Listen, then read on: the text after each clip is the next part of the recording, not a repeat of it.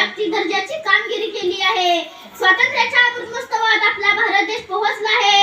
एकीकडे भारताची प्रगती होत आहे तर दुसरीकडे अनेक गोष्टी आपल्याला वेदना देत आहेत. स्वातंत्र्यासाठी अनेक शूरवीरांनी आपले बलिदान दिले. स्वातंत्र्यासाठी संपूर्ण आयुष्य खर्च केले. स्वातंत्र्यासाठी रक्ताचा सडा सांडला. पण आपण मात्र आज रक्ताचा घाऊक बाजार मांडला आहे असे कधी कधी उगाचच वाटते. आज चीन, पाकिस्तान यासारखी परकीय शक्ती सीमेवर आक्रमणाच्या तयारीत असतात. देशावर दहशतवादी हल्ले होतात. धर्माच्या नावावर दंगे होतात. तेव्हा भारत मातेच्या हृदयाचे शेकडो तुकडे होतात. शेतकऱ्यांना स्वतःच्या हक्कासाठी आंदोलने करावी लागतात. गरिबांना एक वेळेचं जेवण सुद्धा मिळत नाही. एकाच आईची लेकरे एकमेकांच्या रक्तासाठी तहानलेली असतील तर त्या आईची काय अवस्था. या साऱ्या आक्रमणामध्ये सामान्य माणूस भरडला जातो. जळणारी झोपडी, करपणार रक्त हे फक्त भारतीयांचंच आहे आपण का विसरतो. हा खरा प्रश्न आहे. भ्रष्टाचार नियंत्रणामुळे मोठी व्यवस्था पोखरली जाते.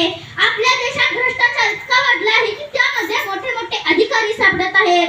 आपण म्हणतो आपला भारत देश स्वतंत्र झाला. आपण म्हणतो आपला भारत देश स्वतंत्र झाला. पण खरंच आपला भारत देश स्वतंत्र झाला का हा प्रश्न मनामध्ये उभा राहतो. शेवटी जाता जाता मी एवढेच बोलेन. शेवटी जाता जाता मी एवढेच बोलेन. ज्या भूमीवर वाहते गोदावरी, कृष्णा, यमुना, गंगा. ज्या भूमीवर वाहते गोदावरी, कृष्णा, यमुना,